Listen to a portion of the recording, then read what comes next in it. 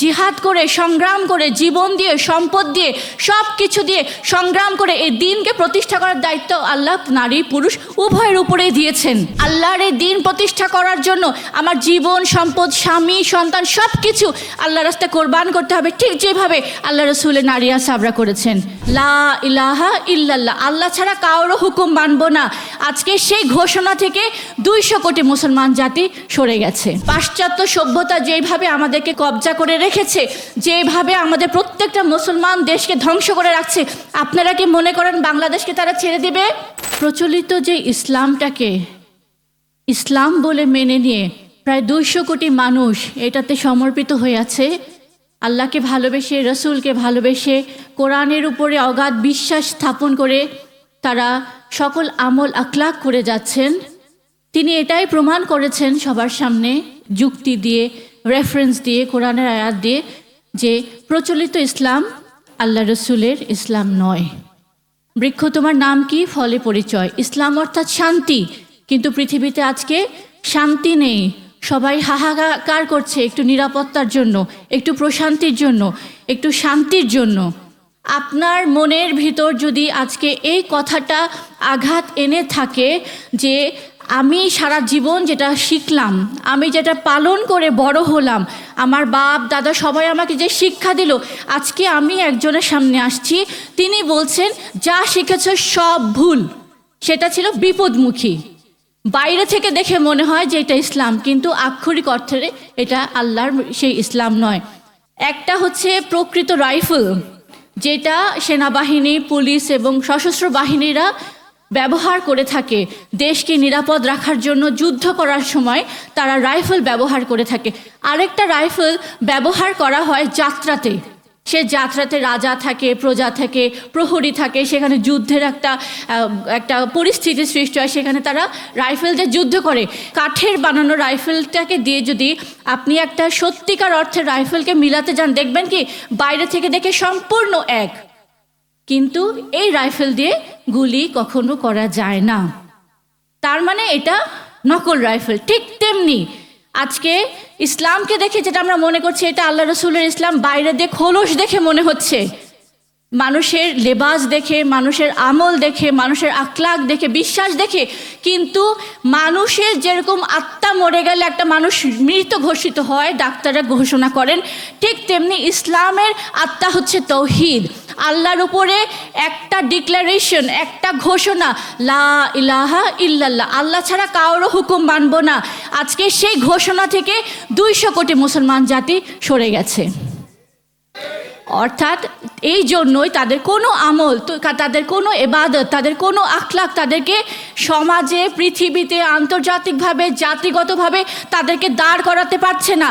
শত্রুর হাতে তারা পরাজিত হচ্ছে, তারা ধ্বংস হচ্ছে, তাদের নারীদেরকে নিয়ে ধর্ষণ করা হচ্ছে, তাদের বাচ্চা ফুলের মতো সুন্দর সুন্দর বাচ্চাদেরকে পাখির মতন গুলি করে মারছে, এবং পুরুষদেরকে নিয়ে বুলেটের সামনে দাঁড় করিয়ে, বন্দুকের সামনে দাঁড় করিয়ে গুলি করে মেরে হত্যা করছে।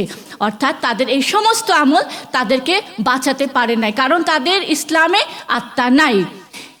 এইভাবে যদি বুঝাতে যান আপনি প্রত্যেকটা বিষয়ে, আজকে আপনি দেখবেন একদম পুরো মুসলিম জাতি আজকে বিপরীত দিকে হাঁটছে। এর মধ্যে একটা যদি আমি ধরি, নারীদের ব্যাপারে প্রচলিত ইসলামে তাদের দৃষ্টিভঙ্গিটা কি? আমরা জেনে শুনে বড় হয়েছি, আমরা ছোটকাল থেকে এভাবেই সবাই দেখেছি, যে শুনেছি, আমাদেরকে শিক্ষা দেওয়া হয়েছে যে মেয়েরা ঘরের ভিতরে থাকবে, তারা পর্দাপশিতার মধ্যে থাকবে, তাদের বেশি শিক্ষা দীক্ষার দরকার নাই, তাদের বাইরে যাতায়াতের দরকার নাই, তারা বাইরে গেলে অশান্তি সৃষ্টি হবে, তারা বাইরে গেলে ফিতনা সৃষ্টি হবে, তাদেরকে মানুষ যেন তাদেরকে না দেখে, তারা মসজিদে যাবে না, মসজিদে শুধু পুরুষরা যাবে, মেয়েরা কোনো জুম্মায় যেতে পারবে না, মেয়েরা কোনো জামাতে যেতে পারবে না। এইভাবে আমাদেরকে শিক্ষা দেওয়া হয়েছে, এবং এই শিক্ষায় শিক্ষিত হয়ে আমাদের লক্ষ লক্ষ নারী আজ ঘরবন্দি হয়ে আছেন। লক্ষ লক্ষ নারী আজ পৃথিবীর ডাইনামিজমের সাথে, যে গতিশীলতার সাথে যে এই পৃথিবীটা এগিয়ে যাচ্ছে, তথ্য প্রযুক্তি, জ্ঞান, শিক্ষা, সব দিক থেকে এই নারীরা কিন্তু পিছনে পড়ে আছেন। আমাদেরকে এই শিক্ষা দেওয়ার কারণে আমাদের নারীরা আজ পশ্চাৎপদ। যারা আজকে নতুন এসেছেন, যারা হিজবুত তৌহিদের মাননীয় ইমামের আলোচনা এতক্ষণ শুনেছেন, তারা নিশ্চয়ই বুঝেছেন যে এই যে দিন প্রতিষ্ঠা করার দায়িত্ব, এত বড় কর্তব্য আল্লাহ শুধু পুরুষদেরকে দেন নাই। আল্লাহ কোরআনে কোথাও বলেন নাই হে মুমিন শুধু তুমিই করবা, মুমিনারা করবে না। আমি যদি আল্লাহর উপর ঈমান না আনি, আমি তো আল্লাহর খলিফা, তাই নয় কি? আল্লাহ খলিফা হিসেবে সৃষ্টি করেছেন নারী পুরুষ উভয়কে, এবং এই খেলাফত প্রতিষ্ঠা করার দায়িত্ব জিহাদ করে, সংগ্রাম করে, জীবন দিয়ে, সম্পদ দিয়ে, সব কিছু দিয়ে সংগ্রাম করে এই দিনকে প্রতিষ্ঠা করার দায়িত্ব আল্লাহ নারী পুরুষ উভয়ের উপরেই দিয়েছেন। এবং এই শিক্ষা পেয়েছিল আল্লাহ রসুলের নারীরা। রসুল পাক সাল্লাল্লাহু আলাইহি সাল্লাম যখন এসে এই ঘোষণা দিয়েছেন যে আমি হলাম তোমাদের রসুল, তোমরা এতদিন যা মেনেছো সব বাদ দাও, আমার উপর ঈমান আনো, নারী পুরুষ সবাই মিলে ওনার উপর ঈমান এনেছে। এবং সেই নারীরা রসুলের সাথে থেকে সব কাজ করেছে। তারা সেই উদ্দীপনা পেয়েছে, তারা সাহস পেয়েছে রসুলের কাছ থেকে, তারা শক্তি পেয়েছে, তারা শিক্ষা অর্জন করেছেন, এবং যে সব কিছু করে তারা নিজেদেরকে সমৃদ্ধ করে আল্লাহর জন্য, আল্লাহ দ্বীন প্রতিষ্ঠা করার জন্য, জাহেলিয়াতকে ধ্বংস করার জন্য তারা জীবন দিয়ে রণাঙ্গনে পর্যন্ত ভূমিকা রেখেছেন। আজকে হিজবুত তহিদ 1300 বছর পরে আবারও রাসূলুল্লাহ সেই শিক্ষাকে মানব জাতির সামনে এনেছে। এবং এই কথাই আমরা বলছি যে নারীদেরকে পিছনে রাখা যাবে না। নারীরা আজকে যারা এসেছেন, আপনাদের বুঝতে হবে আপনারা কোথায় এসেছেন।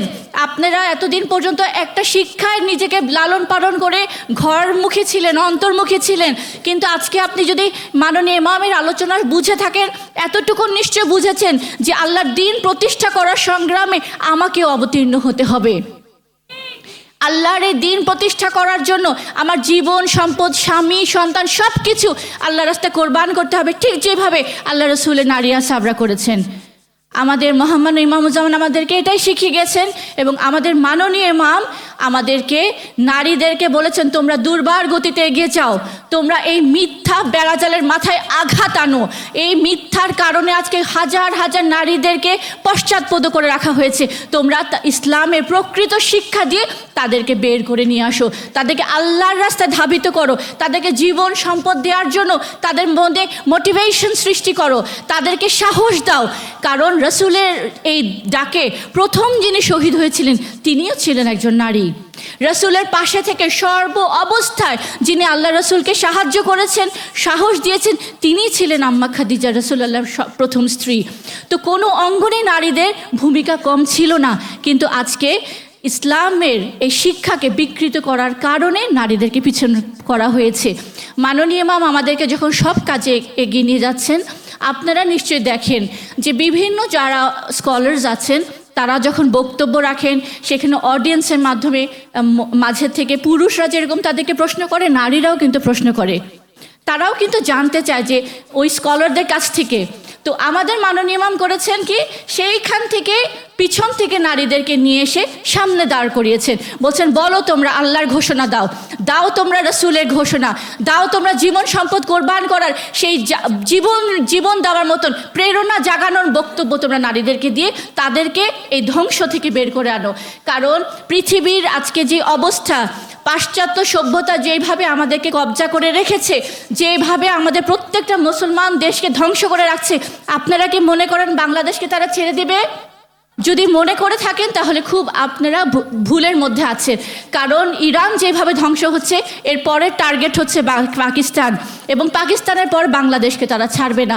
এই সময় যদি আমরা ঐক্যবদ্ধ হয়ে আল্লাহর তৌহিদের উপরে ঐক্যবদ্ধ হয়ে যদি কর্মসূচিতে একজন আল্লাহর মনোনীত ইমামের নির্দেশনা অনুযায়ী যদি আমরা সংগ্রামের নামে, ইনশাআল্লাহ এই বাংলাদেশকে তারা ধ্বংস করতে পারবে না।